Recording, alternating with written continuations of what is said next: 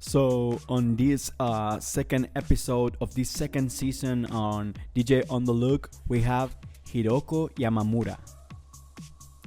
Yeah, so I'm actually a little bit excited about Hiroko in the sense that it's a really important DJ for me. She's just cool as bad as DJ. And it's someone that sort of developed through the scene, in the 2000s and sort of getting that grasp of 2003, 2006, and all the years to come in techno. There was a lot of fun stuff related with the pop culture, EDM, and a lot of stuff, but sort of that dark vibe of techno and acid had never stopped. It just that the spotlight was not on them at the moment. So Hiroko for me is someone that lived all those years and makes a perfect reminiscence on her DJ sets. Like she will play you stuff that from 2003, 2014, and will mix it with new stuff as well. And it will always be sick, dark. Yeah, and ultimately, that's not a simple thing to do. It's something that falls in. I sort of feel like in the life of unique people. Carrying sort of that torch, that generational torch. Like if you go to a Hiroko set, everything will be tight and obscure and on point. And I do remember that I went to see her live on 2022, and it was sort of a 6-8 hour set, and we couldn't believe, like even my friends were telling me, man, I cannot believe that this DJ can have you like 8 hours on it. And I even had some friends that they weren't on anything really, and they were even vibing. And I can tell you, man, that's one of the most obscure and top level raves I have ever gone. That day was no phones, no like really big. There were only two local DJs, and then Hiroko will like do peak time and close as well. So it was like an all night long, I guess, but it sort of grew into that. She was only gonna do the normal set, and things got rowdy, obscure, and I cannot believe someone that mixes so aggressively and smoothly, and everything is so vibrant and always brings some nuance.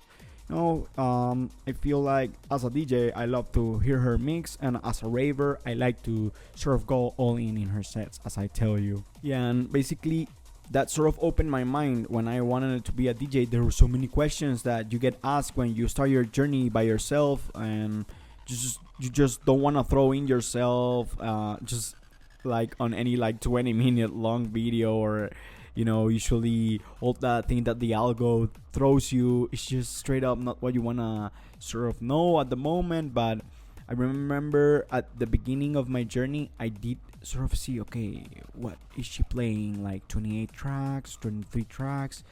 Okay, I see, and sort of analyze it from a different perspective. And always in my mind, it's like her mixing, being aggressive and smooth, and like every concept you can be free, but make sure to be confident on that, and sort of learn how to live with compromise in terms of DJing. So there's a lot of things here and there, but I just tell you, man, like there's no people like her anymore, and it's a generation of DJs that will never come back. And we have her, and you can go and see her live, and she's like touring with Charlotte as well, with her record label and everything. And that sort of happened.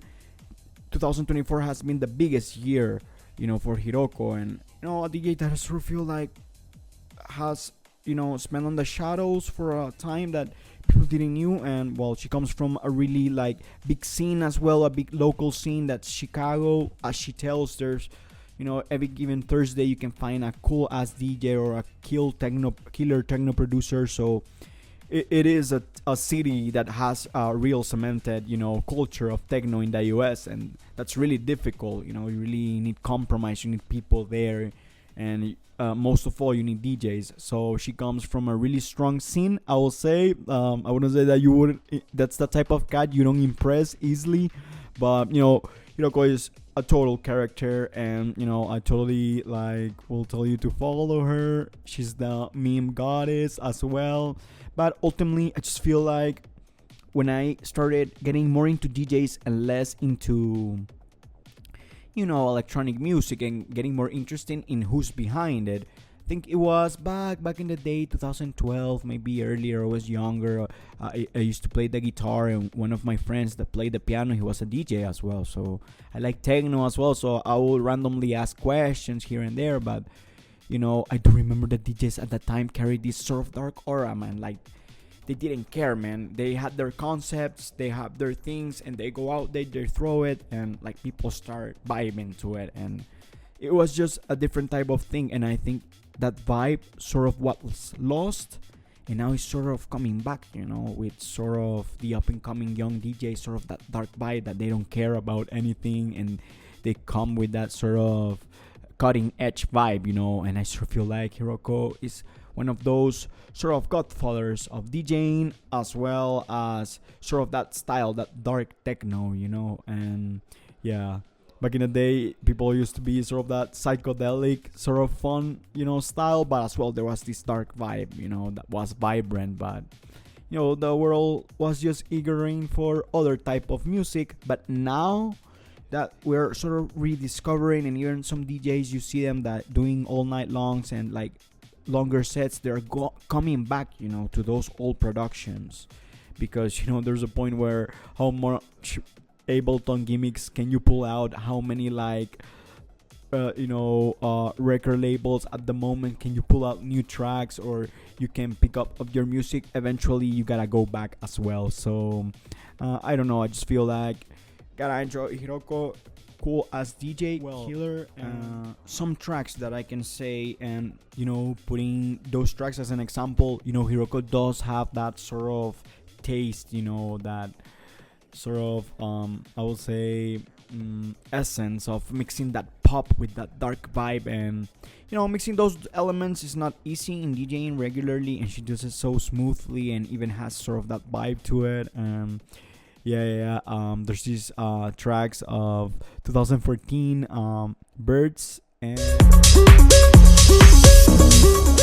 She's Evil as well.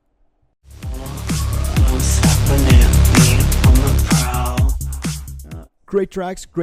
I love them. They have that sort of pop vibe, but as well, she has produced like other dark stuff, like Helmute from EP. It's called Class O, and it's 2016, and that track is just crazy for me. Like at that time, doing that music, and it's cool, and maybe a basic one like Love Underground, like the remix of 2021. Hiroko is more of a collaborative techno producer, but she does have really good collaborations, so make sure and go and check that out as well. I would say sets that I have liked, definitely this event on 2023, Hocus Pocus on Club Space.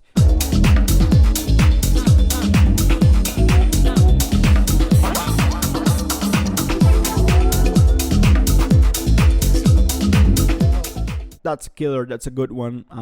And as well, sort of this Boiler Room is cool.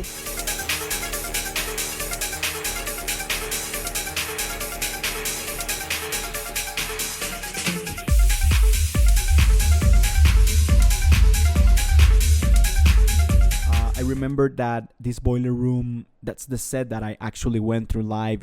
She plays sort of that set, but extended, obviously, like an 8 hour, and I do remember every song of that set, like she played it, and on that other rave that I wear, but the way she played it and differently, and it's cool, man. Mega experience. And that Boiler Room, I think that had 1 million views just so fast, because I just felt like people really vibe to it, and you can see the people there, and Hiroko just brings that vibe of this generation, this vibe that we want as well, and it may be sometimes my lost in translation, but maybe sometimes you're making music for another generation, not for yourself, or you're representing a concept that's from another generation. Maybe not yourself. You are being misunderstood on your time, but always trust yourself, always trust your thing, and always push through it. As well, I'm gonna recommend you Ultra Japan 2023. The way Japan receives Hiroko, of course, she has sort of that I believe Korean background as well, and they do have this strong house scene, and they're developing in techno. So yeah, she comes from that background as well as the Chicago from the US. So what an incredible DJ. I do think that she's cool, she's mean, she's badass, and sometimes you just need a DJ with that sort of aura, and someone that mixes on the pocket, tight, badass. So yeah, for this rendition, I'll say DJ on the look, Hiroko Yamamura.